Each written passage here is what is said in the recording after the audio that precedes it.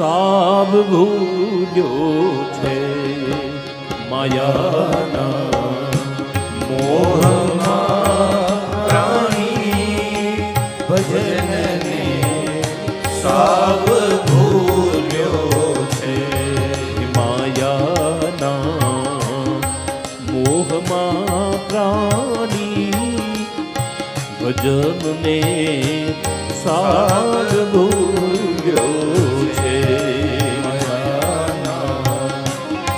મોહમાં પ્રાણી ભજનને સાબ ભૂલ્યો છે એવી પ્રવૃત્તિ પાપમાં પ્રાણી ભજનને સાબ ભૂલ્યો છે પ્રવૃત્તિ પાપમાં પ્રાણી ભજનને સાબ ભૂલ્યો છે 13મો શ્લોક 30મા અધ્યાયનો ને આ ભજન બે એક સાથે જોડેલું છે.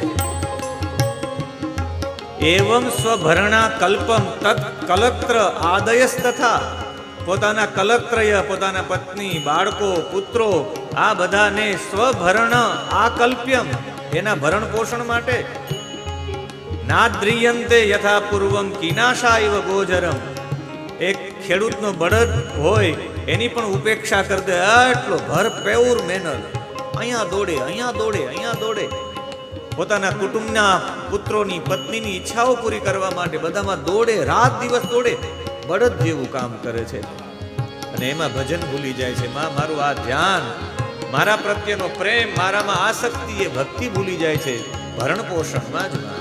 એ જી દોડે છે રાત ને દાડો બોલે છે એ તો બાખડી ગાડો દોડે છે રાત ને દાડો બોલે છે બાખડી ગાડો બોલે છે બાખડી ગાડો કદી જંજાલ જીવનમાં એ ન કરો ઝેર ઘોડે છે કરી જંજાલ જીવનમાં ન કરો ઝેર ઘોડે છે એવી માયાના મોહ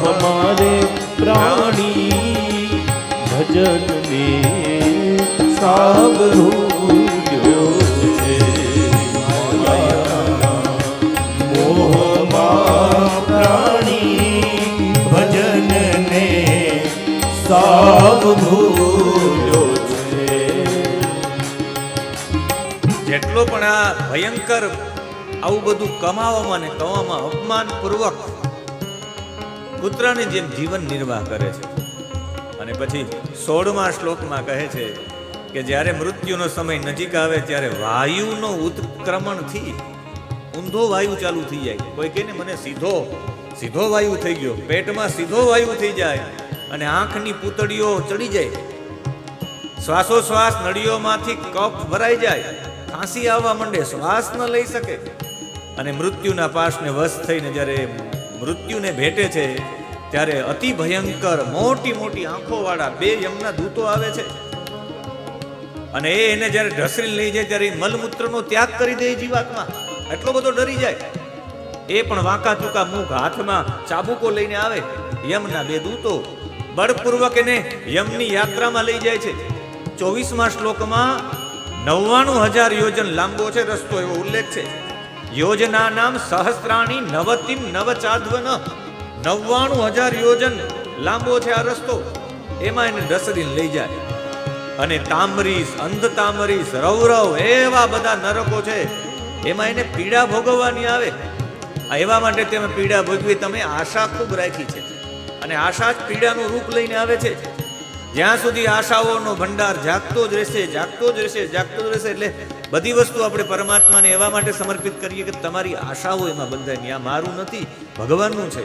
હું ઘરમાં ગમે તેવી સારી વસ્તુ લેવું એ પરમાત્માની છે, એટલે પરમાત્માને હું ધરાવું અને પછી હું ધારણ કરું એટલે પરમાત્માનો પ્રસાદ છે. મને કોઈ વસ્તુમાં આસક્તિ ન થાય, મારા બંગલામાં ન થાય, મારા ગાડીમાં ન થાય. એટલે તો વાસ્તુ ભગવાનને બેસાડવામાં આવે કે પરમાત્મા આ ભવન તારું છે, હું તો આમાં રહેનારો ખાલી ભાડુઆત છું. ઓ જબરી છે જીવને આશા જ્યાં સુધી છે દેહમાં શ્વાસા. જબરી છે જીવને આશા જ્યાં સુધી છે દેહમાં શ્વાસા.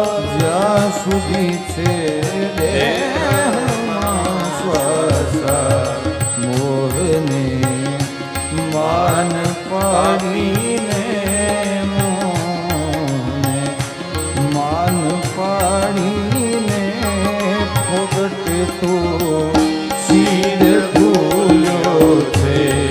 મોહને માન પાવીને મોગટ તો શીત ફૂલ્યો છે. માયાના મોહમાં પ્રાણી ભજનને સાવ ભૂલ્યો છે.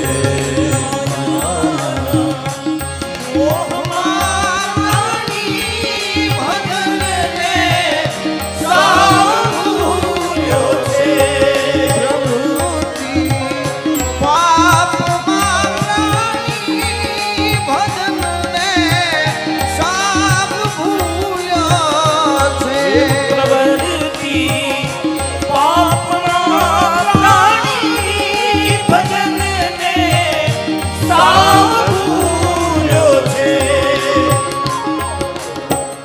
ભજનને સાવ ભૂલેલો યમલોકના એ 99,000 યોજન લાંબા રસ્તામાં થોડા સમયમાં જ પાર થઈ જાય, પછી તો જાત જાતની યાતનાઓ ભોગવે છે. અને અંતે જે અનુચિત કર્મ કર્યું છે, શાસ્ત્ર વિહિત કર્મ કર્યું છે અને પોતાના માટે કર્મ કર્યું છે, એ કર્મોના ફળ ભોગવે છે. નરકમાં બધા ચરમસીમાનું કષ્ટદાયી સ્થાન મળે છે, બહુ કષ્ટ આપવામાં આવે છે. મનુષ્યના જન્મ મળ્યા ત્યારથી લઈને જે યાતનાઓ મળે છે એ ખૂબ યાતના ભોગવી અને પાછો એ ભૂંડ અને કૂતરાની યોનિમાં આવે છે.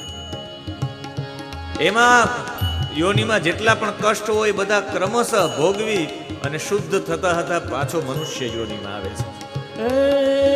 નારાયણ નિત્ય હરિ જાણો મિથ્યા છે માયાની જાણો. નારાયણ નિત્ય હરિ જાણો મિથ્યા છે માયાની જાણો. નારાયણ પ્રભુજી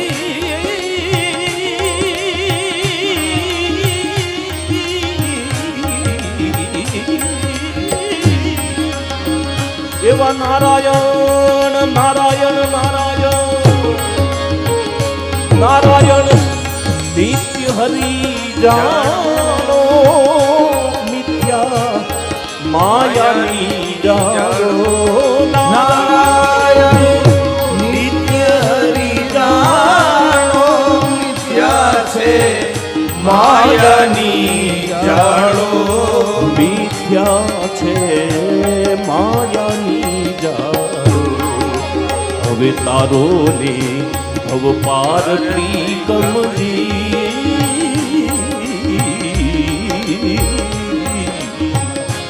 અમને તારો ને ભવ પાર ત્રિકમજી અમે તો તાર જોડ્યો છે. તારો ને પાર ત્રિકમજી અમે તો તાર જોડ્યો છે. માયાના મોહમાં પ્રાણી ભજનને સાવ ભૂલ્યો છે. માયાના મોહમાં પ્રાણી ભજનને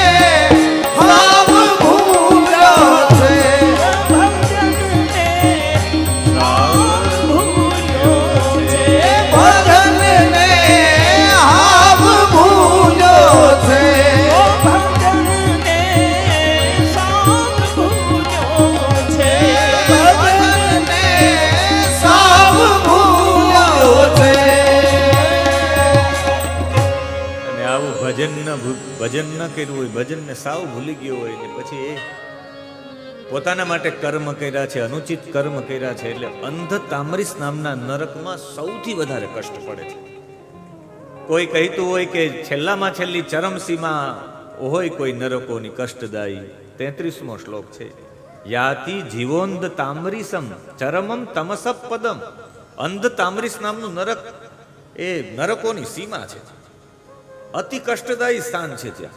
અને પછી ભૂંડ કૂતરાની યોનિમાં જન્મ લઈને ફરી મનુષ્ય થાય, ને ફરી મનુષ્ય થાય ત્યારે 3 બાબતોથી ફરી જન્મ લે છે. આખો 31મો અધ્યાય જીવની ગતિનું વર્ણન છે. અને એ જીવની ગતિના વર્ણનમાં કેવી રીતે કર્મણા દૈવ નેત્રેણ જંતુર દેહોપપત્તયે, પેલો શ્લોક.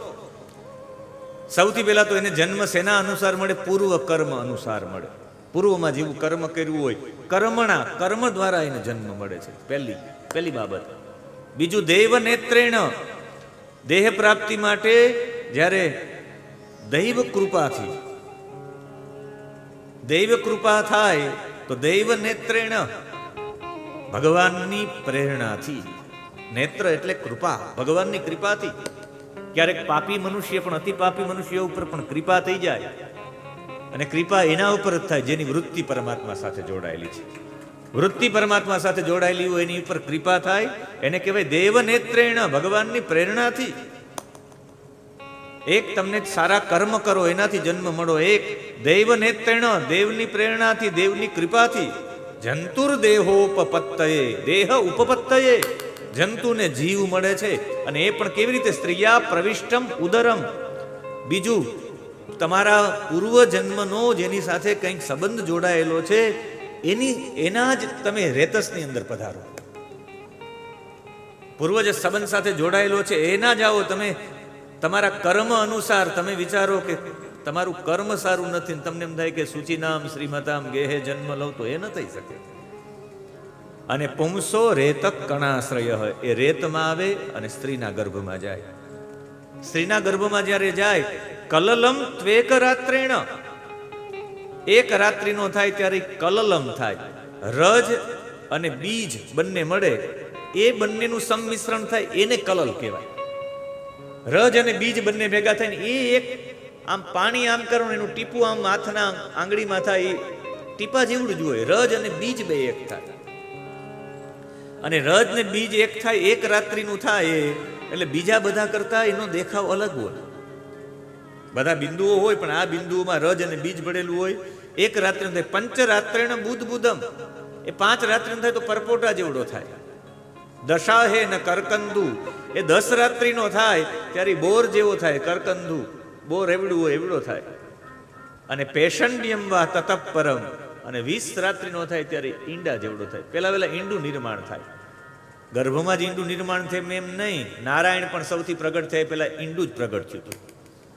આકાર આજે પણ ઈંડા જેવો જ આકાર ઉત્પન્ન થાય, ગર્ભનો આકાર પણ એવો જ હોય છે. ઓલા ઈંડાનો આકાર પણ એના જેવો જ હોય છે ને. સમષ્ટિ જોવા જાવ ત્યારે પણ તમે જોવા જાવ તો એમાં ઈંડું જ બને છે. એમના પછી 1 માસ થાય. માસેનું તો શિરો દ્વાભ્યામ, માસ થાય એટલે પેલા મસ્તકનું નિર્માણ થાય બાળકનું.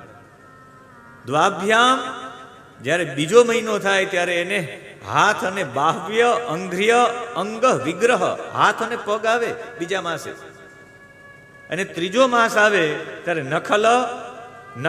નખલ ઉમ અસ્થિ ચર્મની લિંગ છિદ્ર વસ્ત્રીબિહી, ત્યારે શરૂઆતમાં નખ આવે, રૂવાટી આવે, અસ્થિ આવે, ચામડી આવે, સ્ત્રી પુરુષનું ચિહ્ન આવે ત્રીજા માસે.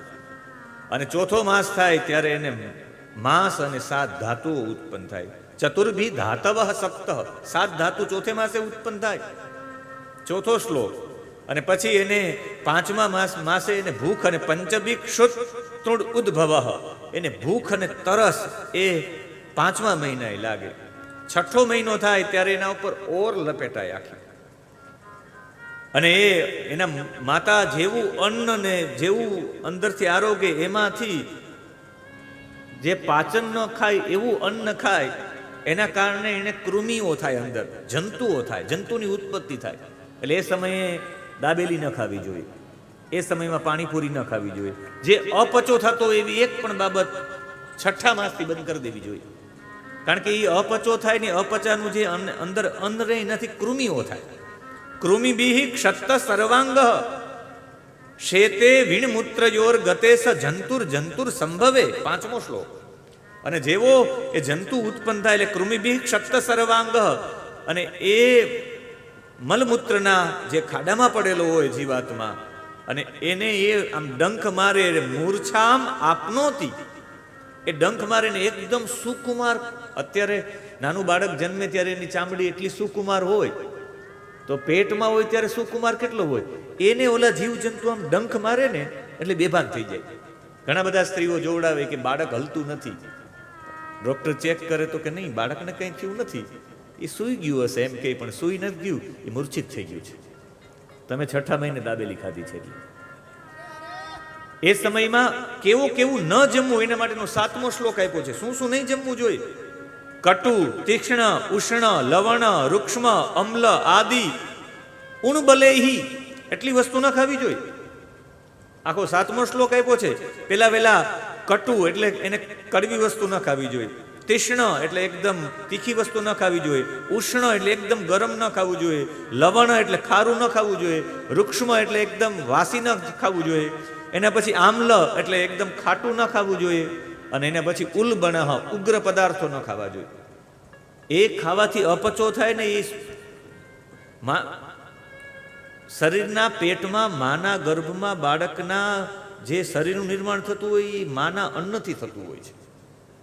એટલે માતાના ગર્ભાશયમાં ઓર લપેટાય ત્યારે આંતરડાથી ઘેરાયેલું માથું, પેટ, પીઠ, ગરદન વર્તુળકાર હોય, એનું માથું પણ આમ હોય, પગ પણ આમ હોય, એકદમ વર્તુળકાર એ બાળક હોય.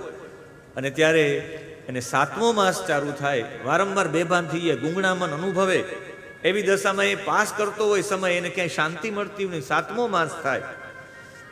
10મો શ્લોક.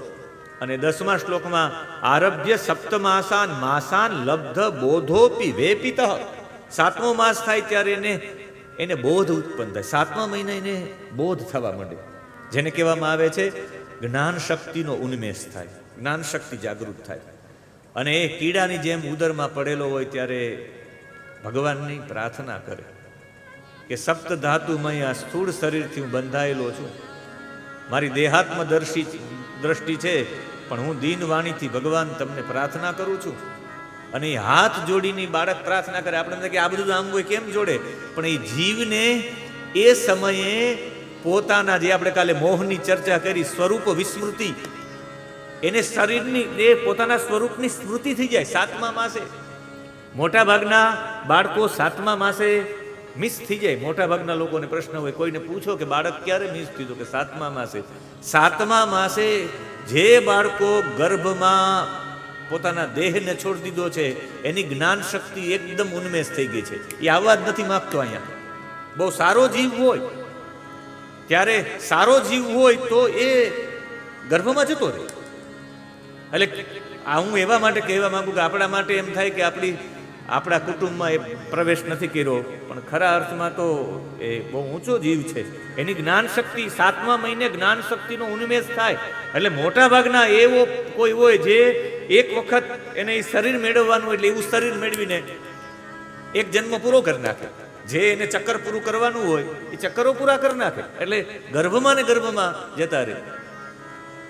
ઘણી વખત કોઈને 7મા માસે મિસ થયું હોય તો હું જ્યારે જાઉં ત્યારે એને ચોક્કસ આ શ્લોક વંચાવું કે તમે ભાગવતજીના 31મા અધ્યાયનો 10મો શ્લોક વાંચી લ્યો. અને એમાં આરભ્ય સપ્તમાસાન માસાન લબ્ધ બોધોપી વેપિત. એ સમયે એને જ્ઞાન થઈ જાય. અને જ્ઞાન થઈ જાય ત્યારે એ પોતે પ્રાર્થના કરે. 11મો શ્લોક. સ્તુવિતતમ વિક્લવયા વાચા યેનો દરે અર્પિત. એ ઉદરમાં રહીને ભગવાનની સ્તુતિ કરે.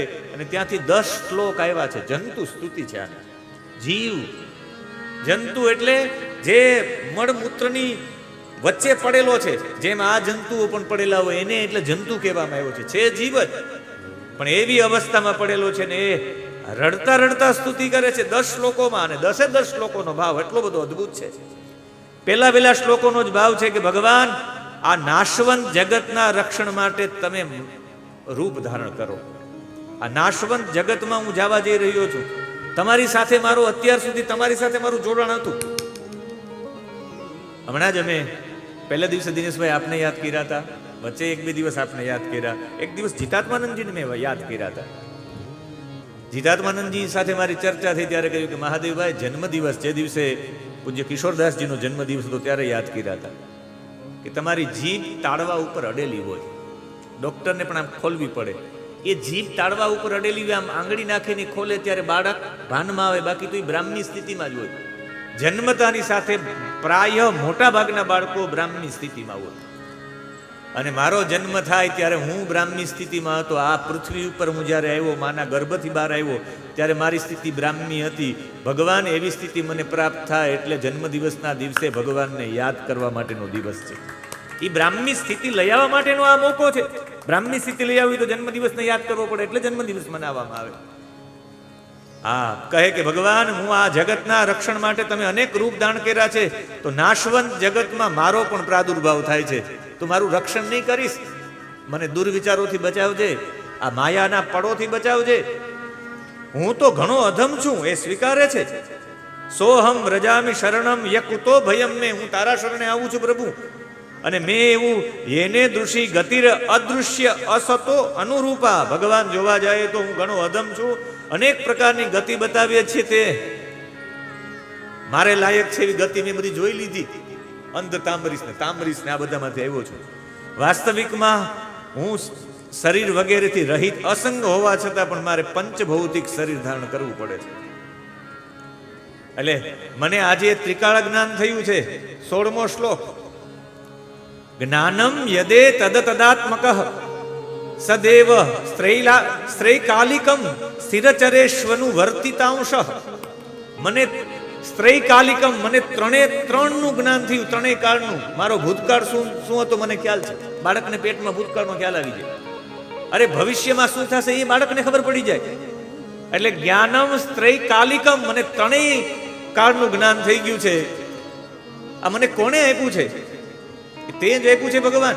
હું તારી સાથે સતત જોડાઈને રહ્યો છું એટલે. અને એ સમન કરવા માટે આ શરીરધારી જીવ વારંવાર બીજા માતાના શરીરમાં, ઉદરમાં, મલમૂત્રમાં પડેલો, રક્તના કૂવામાં પડેલો, શરીર અત્યંત સંતપ્ત છે. હું નીકળવાની ઈચ્છા ધરાવું છું કે મારે બહાર નીકળવું છે. હું મહિના ગણી રહ્યો છું, ક્યારે બહાર નીકળું. આ દીન એવા વ્યક્તિને બહાર કાઢવામાં આવશે ત્યારે મને એક ડર છે કે હું બહાર આવી. સોહમ વસન્નપી વિભો બહુ દુઃખ વાસમ, મને અત્યંત દુઃખ થાય છે. અહીંયા ગર્ભાશયમાં હું કષ્ટ વેઠી રહ્યો છું. હું બહાર નીકળીશ તો મને બીકે લાગશે. બહી અંધકૂપે, બહાર આવીશ તો બહાર પણ અંધારા વાળો કૂવો છે. વારંવાર સંબંધો બંધાશે, માયામાં ફસાય, અને મારે પાછા બહાર આવવાથી મારે અનેક જન્મો લેવા પડશે. એટલે કાં તો હું અંદર જ વહી જવા માંગુ, કાં તો હું અંદર જ રહેવા માંગુ. એટલે સુખદેવ જેવા મહારાજ જેવા 12 વર્ષ સુધી ગર્ભમાં રહે. 12 વર્ષાણ, એક જગ્યાએ 16 વર્ષનો પણ ભાવ છે. એટલે ભગવાન, હું કેવી રીતે બહાર આવું? પણ હું એક શરતે જ બહાર આવું. 2 હાથ જોડીને પ્રાર્થના કરી છે. પશ્યત્યયં વિષણયા નનુ સપ્તવદ્રિઃ. સત્યયં વિષણયા નનુ સપ્તવદ્રિઃ. 31મા અધ્યાયનો 19મો શ્લોક છે. અને આ 19મા શ્લોકમાં આટલું બધું સુંદર વર્ણન છે. બધા શ્લોકોનું છે, 10 શ્લોકોનું. પણ મને એમ થાય કે 10માંથી એક તો લઈએ, રાગ શિવરનની. અને તમે પણ અમારી સાથે આ શ્લોકમાં જોડાઓ. પશ્યતિ અયમ ધિષણયા નનુ સપ્તવદ્રી. પ્રાર્થના કરે જીવ, પરમાત્માને પ્રાર્થના કરે માના ગર્ભથી. પશ્યત્યયં વિષણયા નનુ સપ્તવદ્રિઃ. પશ્યત્યયં વિષણયા નનુ સપ્તવદ્રિઃ. શારીરકે નમ શરીર્ય પરસ્વતે. શારીરકે નમ શરીર્ય પરસ્વતે. યત્સૃષ્ટયા તમહં પુરુષં પુરાણમ. યત્સૃષ્ટયા તમહં પુરુષં પુરાણમ. યસૃષ્ટયા સંતમહં પુરુષમ પુરાણમ યસૃષ્ટયા સંતમહં પુરુષમ પુરાણમ પશ્ય બહિર્હરિત ચેત્યમિવ પ્રતીતમ બહિરદિચ ચેત્યમિવ પ્રતીતમ પશ્યત્વયં વિષણયા નનુ સપ્તવર્તયે પશ્યત્યયં દિષણયા નનુ સપ્તવર્તયે પશ્યતિ અયમ દિષણયા નનુ સપ્તવદ્રિઃ શારીરકે દમ શરીર ય પરસ્વદેહે યત સૃષ્ટયા અસમ તમ અહમ પુરુષમ પુરાણમ પશ્યે બહિઃ હૃદિ ચ ચૈત્યમ ઇવ પ્રતીતમ. ચૈત્યમ એટલે જીવ,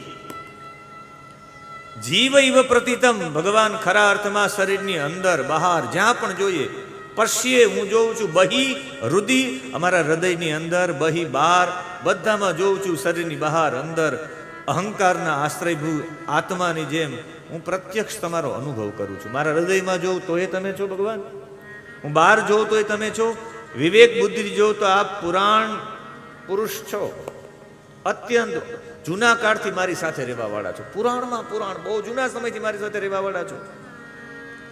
આ સંસારમાં પશુ પક્ષી બધા જીવો છે એ મૂઢ બુદ્ધિ અનુસાર પોતાના શરીરમાં સુખ અને દુઃખનો અનુભવ કરે છે. જેટલા છે શારીરકે દમ શરીર ય પરસ્વદેહે, પોતાના શરીરમાં એ અનુભવ કરે છે. શેનો? સુખનો, દુઃખનો. હું તો આપની કૃપાથી, ખરેખર આપની યત સૃષ્ટયા અસમ તમ અહમ, ખરેખર તમારી કૃપાથી ધિષણયા એટલે બુદ્ધિ દ્વારા, પશ્યતિ અયમ ખરાખરમાં હું તો જોઉં છું કે શમદમના સાધનોથી સંપન્ન હું થયેલો છું. મને તો અત્યારે જોવા માટે જોઈએ તો મને બધું મળેલું છે ભગવાન. શારીરકે દમ, મને દમ એટલે મને શમ દમ બધું મળેલું છે. અને એ બધી બાબતોથી સપ્તવદ્રી, હું 7 આવરણોના બંધન વાળો હોવા છતાં પણ તમારી કંઈક કૃપા થઈ છે કે મને આ ઉન્મેષ થઈ ગયો છે. જે બીજા સ્કંદમાં આપણે 7 આવરણોની વાતો કરીએ, આવરણો યુક્ત હતો છતાં પણ ભગવાન આપ આપેલી વિવેક બુદ્ધિથી જ આપની ધિષણયા, આપે મને જે વિવેક બુદ્ધિ આપી છે ને, અત્યારે જે મને આ ઉન્મેષ થયો છે, જ્ઞાનનો ઉન્મેષ, એ કોઈની તાકાત નથી કે આપી શકાય. આગળ પણ કહ્યું કે જેમાં ત્રિકાળ જ્ઞાન હતું તારી કૃપાથી થઈ શકે, એમ અત્યારે પણ સ્વીકાર કર્યો છે. ધિષણયા, આ બુદ્ધિ દ્વારા આ 7 બંધનથી આવરણોથી બંધાયેલો હું, આ જે બધા પ્રાણીઓ મૂઢ બુદ્ધિથી પોતાના શરીરમાં સુખ દુઃખનો અનુભવ કરે, પણ હું તો શમદમથી સંપન્ન છું અને મારી બુદ્ધિથી ભગવાન હું તમને જોઈ શકું છું મારા અંદર બહાર. આ તમારી કૃપા છે, હવે મારે બહાર નથી આવવું. સોહમ વસન નપી વિભો બહુ દુઃખ વાસમ, બહુ દુઃખ ભોગ્યું છે, બહાર આવવાની ઈચ્છા છે પણ ગર્ભાત નિર્જિગમિષે બહી અંધકૂપે, બહાર આવીશ તો અંધારા વાળો કૂવો છે સંસારમય, એમાં પડનારો લગભગ માયાથી ઘેરાઈ જાય ને એમાં અહમ બુદ્ધિ આવી જાય, હું કરું છું, હું કરું છું. ફરી સંસાર ચક્રમાં કેટલા બધા જન્મો લેવા પડે. જેટલા લોકો સાથે તમે સંબંધ બાંધો એ ઋણ ચૂકવવા આવવું પડે. જેટલા લોકો સાથે જેની પાસે લીધા એને દેવા તો આવવું જ પડે. રોકડા નહીં આવો તો એની કામ કરવાના રૂપમાં પણ ચૂકવવું તો પડે જ. અને એ હું વ્યાકુળતા છોડીને હવે ભગવાન આપના ચરણે હું સમર્પિત થયો છું. તસ્માદ અહમ વિગત વિક્લવ ઉદ્ધરિષ્ય, હું આપના ચરણોમાં છું ભગવાન. સંસાર દુઃખ ફરીથી મને મળે નહીં એવું મારા ઉપર ધ્યાન રાખજો, એમ પ્રાર્થના કરે 7મા મહિને. પણ એ 7મા મહિને વારંવાર એને બાહ્ય જગતની વાતો સાંભળવામાં આવે એટલે પાછો એ ઉન્મેષ થયો હોય જતો રહે. એટલે જ્યારે 7મો આખો માસ હોય, એ 7મા આખા માસમાં મોટે ભાગે એને એવું વાતાવરણ મળવું જોઈએ, ભક્તિમય વાતાવરણ હોવું જોઈએ. એટલે કમસે કમ સરકાર દ્વારા 7મા મહિનાનું એક ધ્યાન રાખવામાં આવે. જ્યારે એને ઉન્મેષ થયો હોય જ્ઞાનનો, ત્યારે એને જો જ્ઞાનવાળું વાતાવરણ મળે તો કરપ્શન વિનાના બાળકો ઊભા થવાની શક્યતાઓ રહે. પાછા એવા બાળકો ઉત્પન્ન થાય. જે 6 કોઠાનું યુદ્ધ જો ગર્ભમાં શીખી શકતો હોય અભિમન્યુ, તો આપણા બાળકો અભિમન્યુ બની શકે, એમાં કઈ મોટી વાત નથી. અભિમન્યુએ જે 7 કોઠાનું યુદ્ધ શીખ્યું હશે, મારી દ્રષ્ટિએ 7મા મહિને શીખ્યું હશે. ત્યારે ગર્ભમાં 7મો મહિનો ચાલતો હશે.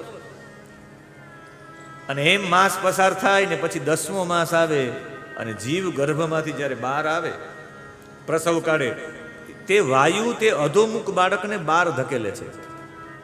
અંદરથી વાયુ એવો પ્રેષિત થાય, એવો વાયુ એવી હવા આવે, એનું માથું નીચે હોય, અધોમુખવાળું બાળક માના ગર્ભમાંથી બહાર નીકળે.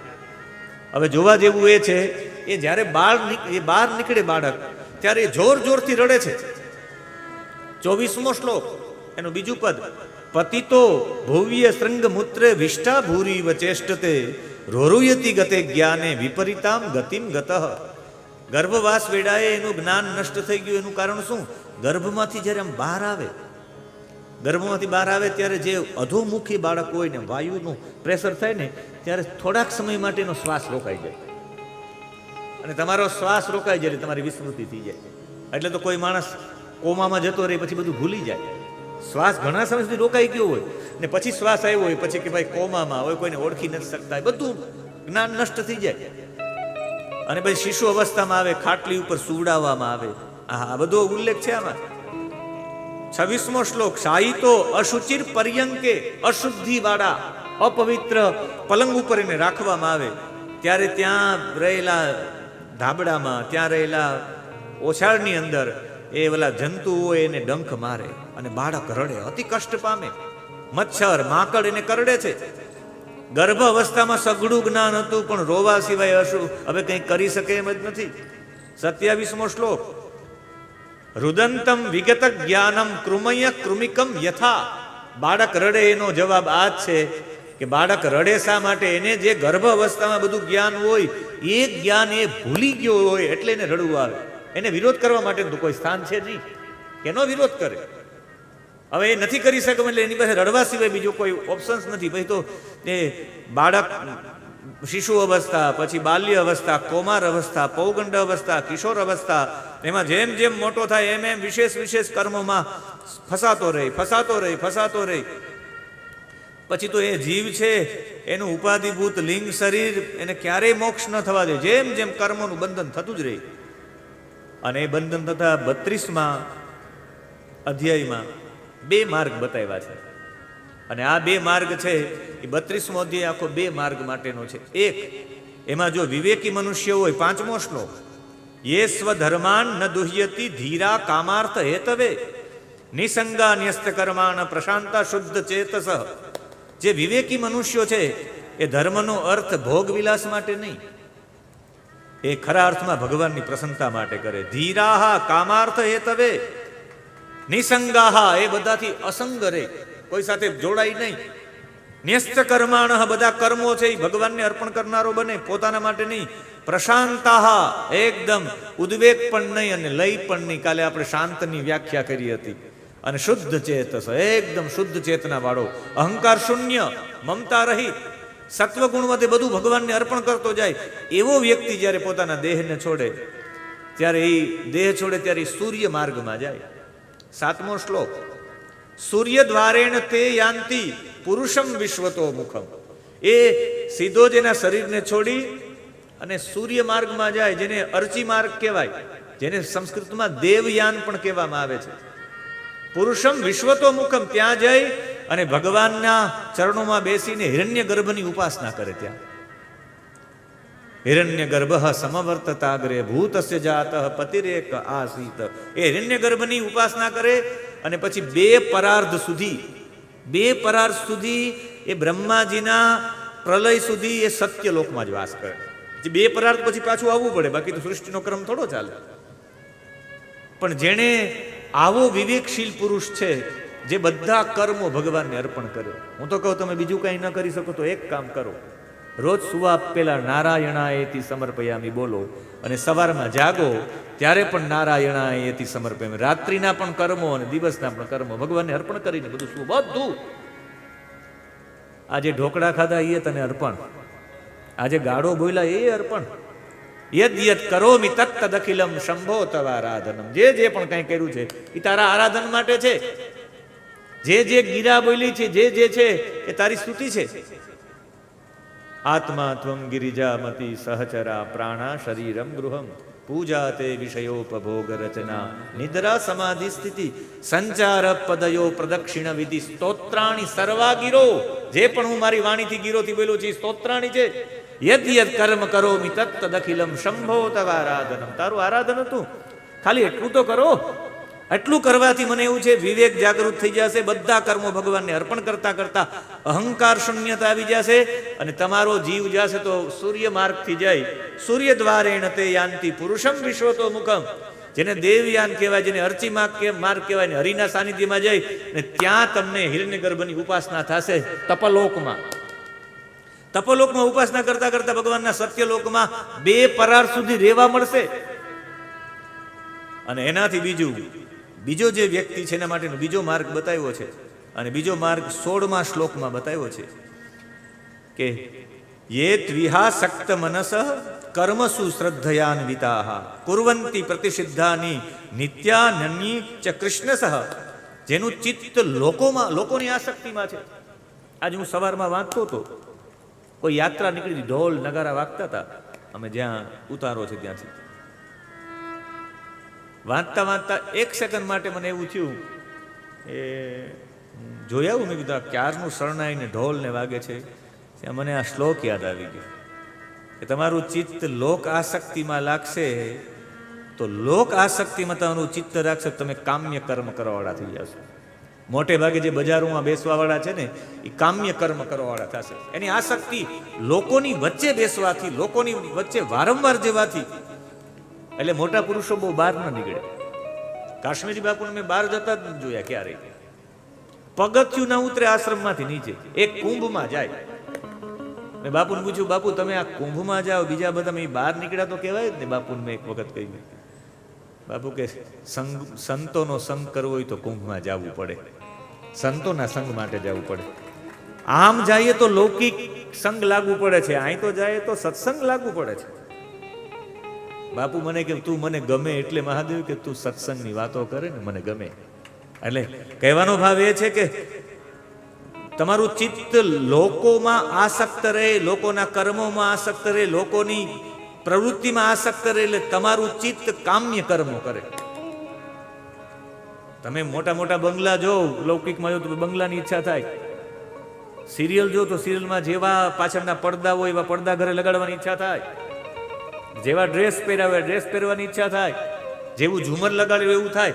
એ ટૂંકમાં કહેવાનો મતલબ છે લોકોની જે કર્મ, લોકોના કર્મો છે એમાં તમારી આસક્તિ થવાની છે, એમાં તમે વારંવાર જોવાના છે. તમે કામ્ય કર્મો કરશો અને રજોગુણની અધિકતા વધી જશે જીવનમાં. અને રજોગુણની જ્યારે અધિકતા વધી જશે ત્યારે તમે ફક્ત ને ફક્ત રજોગુણથી બધું મેળવવા માટે પ્રયત્ન કરશો. 19મો શ્લોક નૂનમ દેવેન વિહિતા યે ચાચ્યુત કથા સુધામ હિતવા શૃણવત સદગાથા પુરીશમિવ વિંગ ભુજ. ત્યારે તમે હાય હાય કરતા, જેમ વિષ્ટાના ભોગી કોઈ કુકર અને શુકર હોય, જેમ કૂતરાઓ છે કે કોઈ જીવો વિષ્ટાની ઈચ્છા કરતા હોય, એમ તમે ભગવાનની અચ્યુત કથા સુધામ, ભગવાન અચ્યુતની કથાને તમે છોડી દેશો અને નિંદની વાતોમાં અસત ગાથા શૃણવંતી, તમે અસત ગાથા સાંભળશો. ફલાણાની દીકરી ભાગી ગઈ ને આનું આ થયું ને તેનું આ થયું ને આવી વાતોમાં તમારી જ્યારે એમાં વૃત્તિ થઈ જશે, પછી એ સાંભળવાથી તમારું ભાગ્ય કેવું પડી જશે? મંદ ભાગ્ય થઈ જશે. અને પછી 20મો શ્લોક આ બીજો માર્ગ બતાવ્યો છે. હવે આપણે નક્કી કરવાનું છે કે આપણે અર્ચી માર્ગમાં જવું કે ધૂમ માર્ગમાં જવું, આપણે દેવયાનમાં જવું કે પિતૃયાનમાં જવું. હવે આ બીજો રસ્તો છે. 20મો શ્લોક દક્ષિણેન પથામ અર્યમ્ણ પિતૃલોકમ વ્રજંતિ તે પ્રજામનુ પ્રજાયંતે સ્મશાન આંતક્રિયાકૃત. ગર્ભાધાન સંસ્કારથી લઈને મરણ સુધીની, અંત્યેષ્ટિ સુધીના સંસ્કારો બધા આવે. આ બધા સંસ્કારો આપણે કર્યા હોય, બધા સંસ્કારો વિધિપૂર્વક થયા હોય, છતાં પણ આપણે સકામ કર્મ કરનારા હોય ને, આપણા માટે જ કર્યું છું. અશુષુ રમંતી અસુરા, પોતાના માટે જ કર્મ કર્યા છે. તો એ સૂર્યની દક્ષિણેન પથ અર્યમ્ણ, દક્ષિણ બાજુનો જે રસ્તો છે, સૂર્યથી દક્ષિણ બાજુનો રસ્તો, જેને કહેવામાં આવે છે અર્યમ્ણ પિતૃલોકમ વ્રજંતિ તે, એને ધૂમ માર્ગ કહેવામાં આવે છે, એને પિતૃયાન કહેવામાં આવે છે. પિતૃશ્વર અરિયમાના લોકમાં જાય, અરિયમણા એટલે અરિયમાનો લોક એટલે પિતૃયાન. ધૂમ માર્ગમાં જાય ને પછી થોડાક સમય ત્યાં રહીને પછી પોતાના જ સંતાનોના કુળોમાં આવે. પતંતી એ પડે છે, પ્રજામ અનુપ્રજાયંતે, પોતાની જ પ્રજામાં આવે, પોતાના દીકરાના ઘરે જ આવે. અને પછી આપણે કહીએ કે આ દાદા જેવા છે. દાદા જેવા નહીં, દાદા સ્વયં છે. આપણે નક્કી કરવાનું છે. આ બે જ રસ્તાઓ છે. એક તમારી સામે અર્ચી માર્ગ છે અને એક તમારી સામે પિતૃયાન માર્ગ છે. ધૂમ માર્ગ કે અર્ચી માર્ગ, ક્યાં માર્ગમાં જવું? જો અર્ચી માર્ગમાં જવું હોય, ભગવાનની સાથે તમારે 2 પરાર સુધી રહેવું હોય તો ભગવાનને બધા કર્મો અર્પિત કરતા જાઓ, બસ એટલું જ કરો. અને તમે ભગવાનને કર્મ અર્પણ નહીં કરો, તમારા માટેનું કર્મ થશે જે કરશો એ. એટલે કથાના અંતમાં છેલ્લે શ્રી કૃષ્ણાર્પણ મસ્તુ કહેવામાં એવા માટે આવે કે જો એ ન કરીને આપણા માટે કરી, આવા કર્મ કરવા છતાં ગર્ભાધાન સંસ્કારથી અંત્યેષ્ટિ સંસ્કાર બધા થયા હોય, પણ આપણે જો ફક્ત ને ફક્ત સકામ કર્મી બન્યા છે તો પિતૃયાન માર્ગમાં જવું પડશે. આપણે ધૂમ માર્ગમાં જવું પડશે. આપણે અરિયમણાના માર્ગમાં સૂર્યના દક્ષિણ તરફ જવું કે સૂર્યના વામ તરફ જવું એ આપણે નક્કી કરવાનું છે. એટલે આ 2 માર્ગો બતાવ્યા છે. અને પછી કપિલ નારાયણે જે જવાબ આપ્યો છે માને, 23મો શ્લોક અતિ સુંદરમાં સુંદર શ્લોક છે. વાસુદેવે ભગવતી ભક્તિ યોગ પ્રયોજિત જનયત્યાસુ વૈરાગ્યમ જ્ઞાનમ યદ બ્રહ્મ દર્શનમ. ભગવાન વાસુદેવ પ્રત્યે કરાયેલો ભક્તિ યોગ, વાસુદેવમાં કૃષ્ણમાં પ્રેમ રાખો. તમે કૃષ્ણને અનન્ય પ્રેમ કરો, સંસારમાંથી વૈરાગ્ય થઈ જશે. જનયતી આશુ વૈરાગ્યમ, જનયતી ઉત્પન્ન થશે, આશુ તત્કાલ વૈરાગ્ય. એટલે મને કહેવાનો મતલબ થાય, વૃંદાવનમાં દિનેશભાઈ હું 6 મહિના રહ્યો અધ્યાપક તરીકે. હું વૃંદાવનમાં જ્યારે પણ જતો ત્યારે વૃંદાવનમાં લગભગ સંતોની કુટીરમાં મેં જઈને જોયું છે. કોઈ સંતની કુટીરમાં જમવાના પાત્રો નથી. કોઈ સંતની કુટીરની અંદર એક ઝોલઈથી વધારે છે નહીં. પાણી પણ નથી, પાણીના ઘડાઈ નથી ભર્યા, કાંઈ એને જરૂરિયાત નથી કે જહાં રોટી મિલતી है एक बार पाते हैं पा लेते हैं कहीं पे भी. मैं कहा जल पीना है तो कि यमुना जी है ना, यमुना मैया जल पी लेते हैं वहां जाकर. जल की जरूरत ही नहीं पड़ती क्योंकि भजन में ही अभिरुचि है. कृष्ण प्रत्येनो प्रेम છે ને, કૃષ્ણ પ્રત્યેનો પ્રેમ જનયતી આશુ વૈરાગ્યમ, વૈરાગ્ય પ્રાપ્ત કરાવી નાખે. બધા ચોક્કસ કહે કે કૃષ્ણ અલંકારો ધારણ કરનારા છે, કૃષ્ણ છે એ વૈભવના દેવ છે, કૃષ્ણને કે નારાયણને બધું તો વૈભવ પ્રાપ્ત થાય. હું ચોક્કસ કહી શકું કે વૈરાગ્ય પ્રાપ્ત થાય. કૃષ્ણને ભજો વૈરાગ્ય પ્રાપ્ત થાય. ભાગવતજીનો આ શ્લોક છે 32મા અધ્યાયનો 23મો. જનયતી આશુ વૈરાગ્યમ જ્ઞાનમ યદ બ્રહ્મ દર્શનમ. અને બ્રહ્મનો સાક્ષાત્કાર કરાવવો હોય તો કૃષ્ણનો પ્રેમ જ કરાવી શકે. મને હું આ વર્ષની 40 કથા કરું છું, એનો મતલબ છે કે અમે ભગવાનની સાથે પ્રેમ કરતા કરતા ક્યાંક બ્રહ્મ દર્શન થઈ જાય, સ્વાર્થથી પરમાર્થથી. એટલે ભગવાન ભક્તિ યોગ જ સંસારમાંથી વૈરાગ્ય આપે. ભગવાન સાથેનો અનન્ય પ્રેમ તમને વૈરાગ્ય અપાવે, છેલ્લે બ્રહ્મ દર્શન પણ કરાવે, જ્ઞાનની પ્રાપ્તિ પણ કરાવે. જનયતી આશુ વૈરાગ્યમ જ્ઞાનમ યદ બ્રહ્મ દર્શનમ. જ્ઞાન, વૈરાગ્ય અને બ્રહ્મ દર્શન પણ કૃષ્ણની ભક્તિ કરાવે છે. એટલે બધા એમનેમ હરે રામ હરે કૃષ્ણ કરવા નથી માંડ્યા. બધાને આની પ્રાપ્તિ, જેણે કૃષ્ણને ભેજા એ કરોડોની સંપત્તિ મૂકીને આવી ગયા છે વૃંદાવન. ત્યાગની મૂર્તિ છે કૃષ્ણના જીવનમાં. ત્યાગ તો જુઓ, સમર્પણ તો જુઓ. અને જેનું જીવા હોય એને તમે ફોલો કરો, તમે એના જેવા થઈ જાઓ. તમે જેને ફોલો કરતા હોય, તમારા જીવન ઉપર ખબર પડી જાય તમે કોને ફોલો કરો છો. તમારા વર્તન ઉપર ખ્યાલ આવી જાય કે તમે કોને ફોલો કરો છો, કોને સ્વીકારો છો. અને પછી તો ભગવાનના આ વિષયોની ચર્ચા કરતા કરતા કહે કે દેવી, એની માને કહ્યું છે કે હે માં, હે દેવી, હે ભગવતી. આજ સંબોધન ભગવતીનું કર્યું છે. 38મો શ્લોક. જીવસ્ય સંસ્કૃતિ બહવી અવિદ્યા કર્મ નિર્મિતા. માં અવિદ્યા જનિત કર્મના કારણે જીવોની ગતિઓ થાય છે. આ જીવને ભોગવવું પડે એ અવિદ્યાજનિત કર્મ, વિદ્યાજનિત કર્મ નથી. પોતાના માટે જે કર્મ કરે અવિદ્યાજનિત કર્મ છે. ભગવાનને અર્પણ કરે વિદ્યાજનિત કર્મ છે. આ ગતિમાં જવાથી પોતાના સ્વરૂપને ઓળખી શકતા નથી. પોતાના મૂળ સ્વરૂપને ન વેદ ગતિમ આત્મનઃ, પોતાની આત્માની ગતિને ઓળખી, પોતાની નિજ સ્વરૂપને ઓળખવું હોય તો માં એક જ કામ કરવું પડે, વિદ્યાજનિત કર્મ કરવું પડે. બધા કર્મ ભગવાનને અર્પણ, બધા કર્મ ભગવાનને અર્પણ. અને એ સાથે ભગવાનમાં ભક્તિ કરવા માટેના 9 માર્ગો છે. કાલે આપણે વિષય રહી ગયો નવધા ભક્તિ, કાલનો અમારો વિષય હતો. રોજનો એક વિષય હોય, કાલનો એક વિષય હતો, તો એ વિષયને સેજ આની સાથે જોડી દઉં. ભક્તિની જ વાત છે અહીંયા કે એવા ભગવાનમાં આસક્તિ બધા માર્ગો ખોલી દે છે. તો નવધા ભક્તિ જ્યારે પ્રહલાદજી અને હિરણ્યકશિપુની વચ્ચે ચર્ચા થાય ત્યારે એના પિતાજીને કહે છે કે પિતાજી, ભગવાનમાં આસક્તિ કરવી હોય, ભગવતી આસક્તિ ઇતિ ભક્તિ, ઈશ્વરે પરાનુરક્તિ ઇતિ ભક્તિ. ભગવાનમાં અનન્ય પ્રેમ કરવો હોય તો 9 રસ્તાઓ છે. 9 રસ્તાઓથી ભગવાનમાં અનન્ય પ્રેમ થાય છે. શ્રવણમ કીર્તનમ વિષ્ણુ સ્મરણમ પાદસેવનમ અર્ચનમ વંદનમ દાસ્યમ સખ્યમ આત્મનિવેદનમ.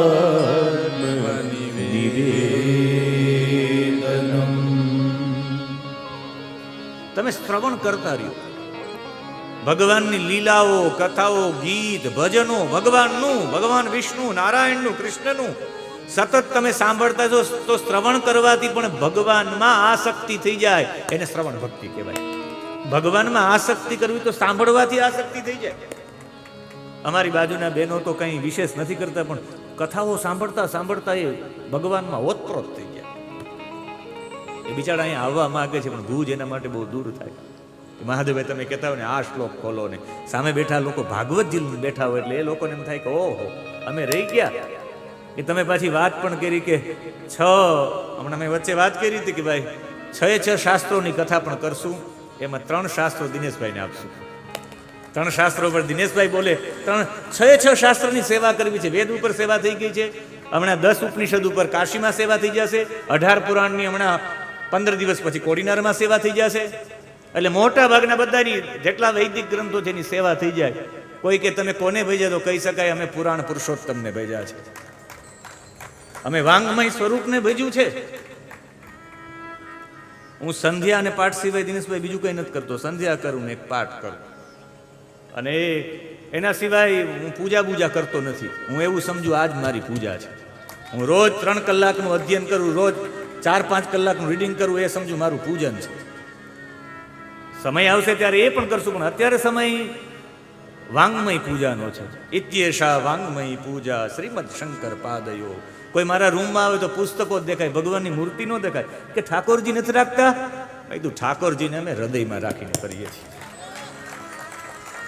અમે ભાગવતજીને ઠાકોરજી માનીએ છીએ. રોજ ભાગવતજી સાથે શું ને ભાગવતજી સાથે જાગું છું. રોજ મારા પડખામાં કોઈ કે તારા પડખામાં કોણ છે, તો મને કહેવાની ઈચ્છા થાય મારા પડખામાં મારું ભાગવતજી છે, મારા પડખામાં મારો કાનો છે, મારો કૃષ્ણ છે. શ્રવણ કરતા કરતા ભગવાનમાં પ્રીતિ થઈ જાય, અનન્ય પ્રેમ થઈ જાય, એને શ્રવણ ભક્તિ કહેવાય. પહેલું વહેલું તમે ભગવાનમાં પ્રીતિ કરવા માટેનું પહેલું છે સાંભળે રાખો ભગવાનની વાતો. અરે પિક્ચરની વાતો સાંભળતા એના ગીત સાંભળતા એ અભિનેતાના આપણે ફોલોવર્સ થઈ જાય. તો આ તો રિયલ અભિનેતા છે. કીર્તનમ તમે બહુ સાંભળશો, ભગવાનનું બહુ સાંભળશો તો તમારે કીર્તન ભક્તિ લઈ આવી નહીં પડે. કીર્તન આજે દિનેશભાઈને મેં જોયા તો મેં કીધું કે ઓહો, શ્રવણ પેલા કીર્તન થઈ ગયું.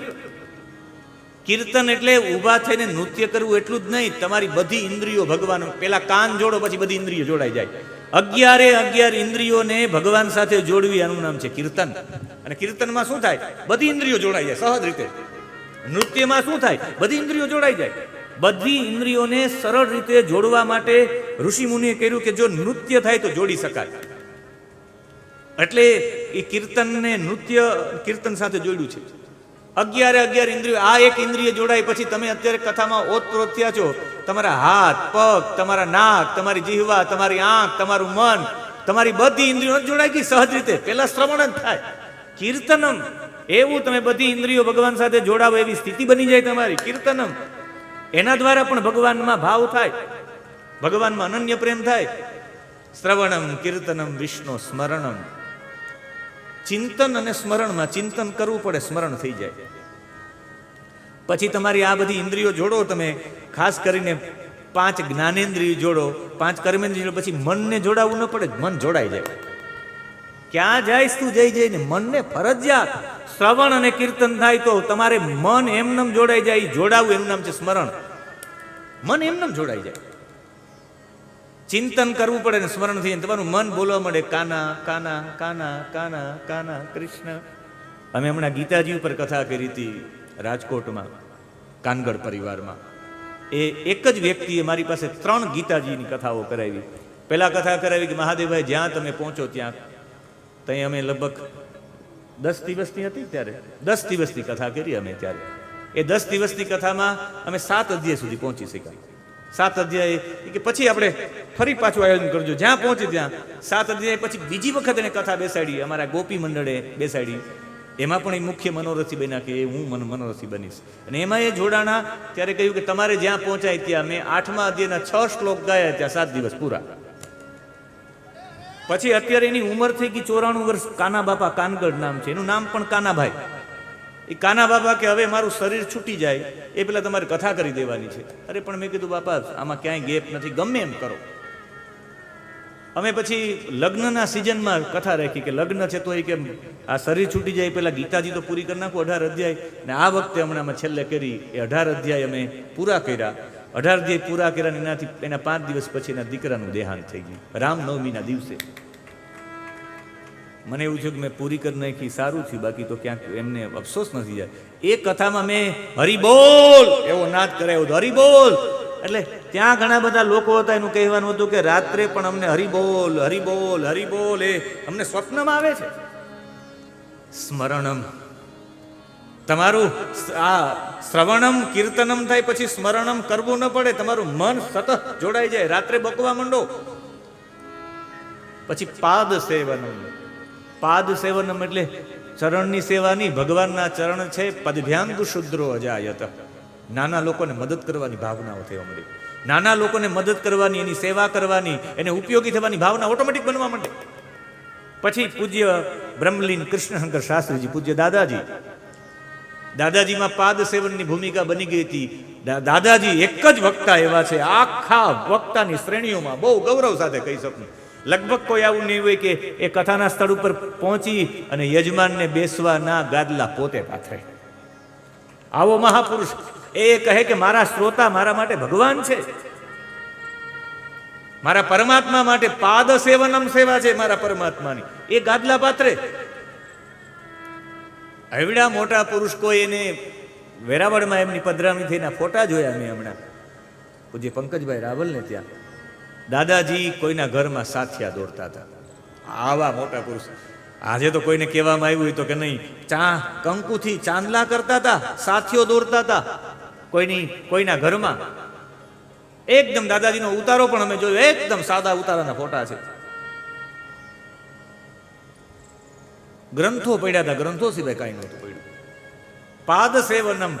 કોઈ પાદ એટલે શુદ્ર એટલે જે નીચો પડી ગયેલો વ્યક્તિ છે, જેને કોઈનો સપોર્ટ નથી, એવા વ્યક્તિનું સેવનમ, એની સેવા કરવાવાળા થઈ જાવ, એને મદદ કરવાવાળા થઈ જાવ, એ પાદ સેવનમ છે. એમ લોકોની સેવા કરતા દરિદ્ર દેવો ભવ, દરિદ્ર દેવો ભવ એમ કરતા કરતા દરિદ્ર નારાયણો ભવ થઈ જાય, અને એના દ્વારા પણ ભગવાનમાં ભાવ થઈ જાય. શ્રવણમ કીર્તનમ વિષ્ણુ સ્મરણમ પાદ સેવનમ અર્ચનમ. અર્ચનમ એટલે પૂજન. તમે ભગવાનનું પૂજન કરતા કરતા, તમે બધું અર્પણ કરતા કરતા ભગવાનમાં ભાવ થવા માંડે. આ ઠાકોરજી છે અહીંયા, તો ભગવાનને તમે બધું અર્પણ કરો, અને બધું અર્પણ કરતા કરતા સમર્પયામી સમર્પયામી દહીં દૂધ એવા અમૂલ્ય પદાર્થો સમર્પિત કરતા કરતા ભગવાનમાં ભાવ જાગી જાય. એક દિવસ એવું લાગવા માંડે કે આ મૂર્તિ નથી, મારો રિયલ લાલો છે, એવું થવા માંડે. આ કે વીજળીવાળા સૌથી બાળકના નિષ્ણાંત ડોક્ટર એવું લખે છે કે ડોંગરેજી મહારાજની કથા મારા સોનગઢમાં ગુરુકુલના હાઈસ્કૂલમાં બેઠી હતી ને હું રોજ સાંભળતો. ડોંગરેજી મહારાજ કહે મારો લાલો બધાયના કામ કરે, મારો લાલો બધાયના કામ કરે. મેં વિચાર્યું કે તમારો લાલો મારા કામ કેમ કરશે? અને એક પરમાર્થ મેગેઝિન વેચવામાં આવ્યું ને એના 500 રૂપિયા આવ્યા. મારી બેન પણ શિક્ષક બની ગઈ ને હું એ ડૉક્ટર બની ગયો.